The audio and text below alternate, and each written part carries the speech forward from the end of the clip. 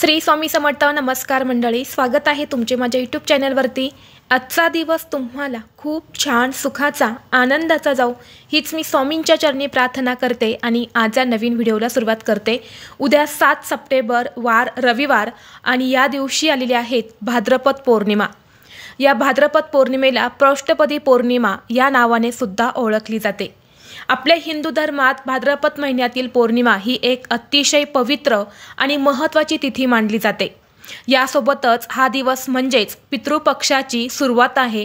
त्यामुळे ही पौर्णिमा जी आहे तर ती पितृपक्षामध्ये गणली जाते. यंदा 2025 मध्ये भाद्रपद पौर्णिमेचे विशेष महत्त्व आहे, कारण या दिवशी चंद्रग्रहण देखील होणार आहेत आणि हे चंद्रग्रहण भारतासह अनेक प्रदेशांमध्ये सुद्धा दिसणार आहेत. हा दिवस भगवान विष्णू, माता लक्ष्मी आणि चंद्राच्या पूजेसाठी समर्पित आहे. म्हणून या दिवशी स्नान, दान आणि पूजा केल्याने व्यक्तीला सुख, समृद्धी आणि सर्व पापांपासून मुक्ती मिळते, ज्यामध्ये पूर्वजांचे स्मरण केले जाते आणि श्राद्ध देखील केले जाते. या भाद्रपद पौर्णिमेचा प्रारंभ 6 सप्टेंबरला रात्री 1:41 सुरू होणार आहेत आणि समाप्ती 7 सप्टेंबरला रात्री 11:38 होणार आहेत. उदय तिथीनुसार ही पौर्णिमा जी आहे तर ती 7 सप्टेंबरला म्हणजेच उद्या रविवारी साजरी केली जाणार आहे. या भाद्रपद पौर्णिमेचे धार्मिक आणि आध्यात्मिक महत्त्व हे खूप जास्त आहे. या दिवशी भगवान सत्यनारायणाची पूजा तसेच उपवास करण्याची परंपरा आहे. घरोघरी सत्यनारायण पूजा या दिवशी केली जाते, ज्यामुळे आपल्या कुटुंबात सुख, शांती आणि समृद्धी येत असते. त्याचबरोबर या दिवशी रात्री चंद्राची पूजा केल्याने मानसिक शांती मिळते. जन्मकुंडलीतील चंद्रदोष जो आहे तर तो सुद्धा दूर होतो. तसेच या भाद्रपद पौर्णिमेच्या दिवशीच पितृपक्षाची देखील सुरुवात होत आहे, ज्यामध्ये पितरांचे तर्पण आणि श्राद्ध यासारखी कामं सुद्धा केली जातात. धार्मिक मान्यतेनुसार या भाद्रपद पौर्णिमेला स्नानाला अनन्यसाधारण महत्त्व आहे, कारण या दिवसापासूनच पितृपक्ष सुरू होतो. त्याचबरोबर पौर्णिमा तिथी देखील आहेत आणि चंद्रग्रहण सुद्धा आहेत. म्हणून या दिवशीचे स्नान हे खूप महत्त्वाचे मानले जाते. म्हणून या दिवशी अनेक जण पवित्र तीर्थक्षेत्री गंगेवरती जाऊन स्नान करत असतात. हे स्नान केल्याने प्रखर पितृदोष हा दूर होतो, पितरांचा शुभ आशीर्वाद हा देखील प्राप्त होतो आणि आपण केलेल्या सर्व पापांचा नाश होऊन आपल्याला पुण्य प्राप्त होते. म्हणून जर तुम्हाला शक्य असेल तर तुम्ही आवर्जून पवित्र तीर्थक्षेत्री जाऊन स्नान करण्याचा प्रयत्न करा. ज्यांना शक्य नाही त्यांनी घरच्या घरीच अंघोळीच्या पाण्यामध्ये मी तुम्हाला एक वस्तू सांगणार आहेत तर ती टाकून तुम्हाला स्नान करायचे आहेत. यामुळे तुम्हाला पवित्र गंगेवरती स्नान केल्याचे पुण्य प्राप्त होईल. तसेच तुमचं शरीर, मन, आत्मा हा देखील शुद्ध आणि पवित्र होईल. तुमच्या जीवनातील सर्व दोष, अडचणी, शत्रू हे देखील नष्ट होऊन फक्त एकच दिवसात कितीही कठीणातील कठीण इच्छा ही पूर्ण होईल. तुमच्या कुटुंबावर कधीच वाईट संकट हे येणार नाहीत. तर अशी कोणती वस्तू आहेत जी तुम्हाला अंघोळीच्या पाण्यामध्ये टाकायची आहेत, कोणत्या वेळेत उद्या स्नान करायचं आहे, याबद्दलची संपूर्ण माहिती आज या व्हिडिओमध्ये मी तुमच्यासोबत शेअर करणार आहे.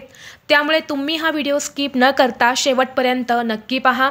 चॅनलवरती नवीन असाल तर सबस्क्राईब करा आणि असेच माहितीपूर्व नवनवीन व्हिडिओ पाहण्यासाठी बेल आयकॉनलाही प्रेस करा, म्हणजे जेव्हा कधी मी नवीन व्हिडिओ अपलोड करेल त्याचं नोटिफिकेशन सर्वात अगोदर तुम्हाला भेटेल आणि तुम्ही एक पण व्हिडिओ मिस करणार नाही. तर पहा, आज या व्हिडिओमध्ये मी तुम्हाला जो उपाय सांगणार आहे तर हा उपाय घरातील प्रत्येक व्यक्तीने करायचा आहे.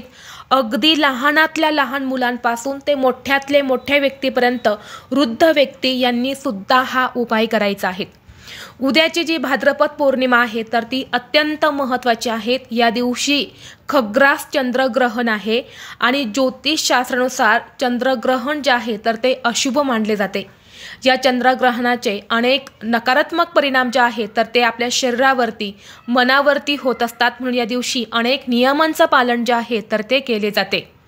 आणि जर उद्या पौर्णिमेला आपण सकाळी स्नान करताना ही वस्तू जर अंघोळीच्या पाण्यामध्ये टाकली तर या चंद्रग्रहणाचा जो नकारात्मक परिणाम आहे तर तो सुद्धा आपल्यावरती होणार नाहीत। तसेच या स्नानाने आपल्या आयुष्यामध्ये ज्या काही समस्या सुरू आहेत, ज्या काही अडचणी आहेत, जे काही दोष आपल्याला लागले आहेत तर ते संपूर्णपणे नष्ट होतील।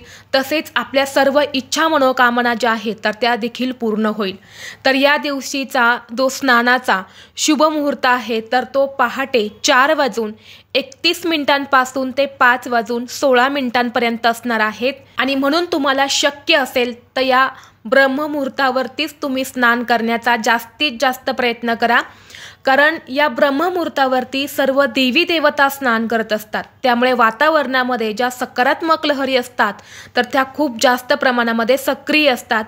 परंतु तुम्हाला नाही शक्य झालं हरकत नाही, जेव्हा केव्हा तुम्ही दिवसभरामध्ये स्नान करशाल तेव्हा तुम्हाला ही वस्तू जी आहे तर ती अंघोळीच्या पाण्यामध्ये टाकायची आहेत। या चंद्रग्रहणाचा परिणाम जो आहे तर तो आपल्या लहान मुलांवरती सुद्धा होत असतो, ज्या वयस्कर व्यक्ती असतात तर त्यांच्यावरती सुद्धा होत असतो, गर्भवती स्त्रिया ज्या असतात तर त्यांच्यावरती सुद्धा होत असतो। त्यामुळे सर्वांनीच ही वस्तू जी आहे तर ती अंघोळीच्या पाण्यामध्ये टाकून तुम्हाला स्नान करायचं आहे, कारण काही दिवसांचे महत्त्व हे खूप जास्त असते आणि आपल्या पूर्ण प्रगतीवर या गोष्टी खूप परिणाम करत असतात। आणि पौर्णिमेच्या दिवशी केलेले उपाय हे कधीही वाया जात नाही। या उपायांचं आपल्याला शीघ्र फळ प्राप्त होत असते। आपल्या जीवनामध्ये भरपूर यश, संपत्ती, पैसा मिळावा अशी प्रत्येकाची इच्छा असते। माता लक्ष्मी, कुबेरांची कृपादृष्टी प्राप्त व्हावी, आर्थिक टंचाईचा आपल्याला कधीही सामना करावा लागू नये, आपण जे काही कष्ट आणि मेहनत करत आहे तर त्याला यश मिळावं यासाठी आपल्याला हा उपाय जो आहे तर तो करायचा आहे। कारण पौर्णिमा हा दिवस लक्ष्मी प्राप्तीसाठी आणि धनप्राप्तीसाठी खूप महत्त्वाचा मानला जातो। बऱ्याचदा काय होतं की आपण कष्ट आणि मेहनत करूनही आपल्याकडे हवा तसा पैसा येत नाही, किंवा पैसा आला तरी तो टिकत नाही। काही ना काही कारणाने आलेला पैसा हा पुन्हा आपल्याकडून निघून जातो। आपल्या कष्टाला कधी कधी प्रयत्न करून सुद्धा यश मिळत नाही। आणि म्हणून जर आपण हा उपाय जर केला तर नक्कीच आपल्या कष्टाला आणि मेहनतीला यश मिळेल। तसेच तुमच्या जीवनामध्ये एखादा शत्रू असेल, शत्रू हा गुपित असेल किंवा शत्रूचं नाव तुम्हाला माहीत आहे, शत्रू समोरून तुमच्यावरती वार करत आहे, तुमच्याशी भांडण करत आहे, किंवा एखादा शत्रू हा गुपित असतो, म्हणजे समोर खूप गोड बोलतो परंतु मागून आपल्यावरती तो वार करत असतो। आणि या शत्रूंमुळे जर तुमच्या आयुष्यात काही अडचणी येत असतील, शत्रूमुळे तुमची पूर्ण प्रगती थांबत असेल तर असा शत्रू हा नष्ट होण्यासाठी देखील हे स्नान अत्यंत महत्त्वाचे मानले जाते। त्याचबरोबर आपल्या प्रत्येकामध्ये नकारात्मक ऊर्जा ही थोडीफार असतेच, कारण बऱ्याच वेळा आपण वाईट शब्द बोलतो किंवा घराच्या बाहेर काही कामासाठी जातो तेव्हा तिथली जागा चांगली नसते, तिथली नकारात्मक ऊर्जासुद्धा आपल्यामध्ये प्रवेश करत असते। आणि जेव्हा ती नकारात्मक ऊर्जा ही खूप जास्त होते तेव्हा आपल्याला अनेक समस्यांचा सामना हा करावा लागत असतो। आणि म्हणून हिंदू धर्मशास्त्रानुसार अमावस्या आणि पौर्णिमा या 2 तिथींना स्नानाला विशेष महत्त्व दिले जाते। आता हा उपाय करण्यासाठी तुम्हाला उद्या सकाळी लवकर उठायचं आहे, अंघोळीचं पाणी काढायचं आहे। अंघोळीचं पाणी काढल्यानंतर या अंघोळीच्या पाण्यामध्ये आपल्याला थोडंसं गंगाजल टाकायचं आहे। आता तुमच्याकडे जर एखाद्या पवित्र नदीचं पाणी असेल किंवा एखाद्या गंगेचं पाणी असेल तर ते तुम्ही गंगाजल म्हणून अंघोळीच्या पाण्यामध्ये टाकू शकता। नसेल तर जिथे पूजेचं साहित्य मिळते तिथे फक्त 30 रुपयांना गंगाजलची बॉटल मिळते, तर ती तुम्ही आणून त्यातील 1 चमचाभर गंगाजल हे तुमच्या अंघोळीच्या पाण्यामध्ये टाकायचं आहे। गंगाजल तुम्हाला भेटलंच नाही तर थोडंसं गोमूत्र टाकायचं आहे। यानंतर तुम्हाला 2 तुळशीची पानं टाकायची आहेत। या पौर्णिमेच्या दिवशी तुळशीच्या पानांना विशेष महत्त्व आहे। या दिवशी ग्रहणसुद्धा आहेत। ग्रहणाच्या दिवशी आपण अन्नामध्ये, पाण्यामध्ये तुळशीच्या पानांचा वापर करत असतो, कारण तुळस ही अत्यंत पवित्र मानली जाते। तुळशीमध्ये सर्वात जास्त सकारात्मक ऊर्जा असते, लक्ष्मी असते, म्हणून तुळशीची पानं आपल्याला अंघोळीच्या पाण्यामध्ये टाकायची आहेत। आणि अगदी चिमूटभर हळद जी आहे तर ती तुम्हाला टाकायची आहेत। आणि यानंतर या पाण्याने आपल्याला स्नान करायचं आहे। महिलांनी सुद्धा केस धुवायचे आहेत, केसांवरून पाणी घ्यायचं आहे। अगदी लहान मुलांपासून ते मोठ्यांपर्यंत सर्वांनी या वस्तू टाकून तुम्हाला स्नान करायचं आहे। आणि स्नान करत असताना ओम नमो भगवते वासुदेवाय नमः या मंत्राचा जप करायचा आहे।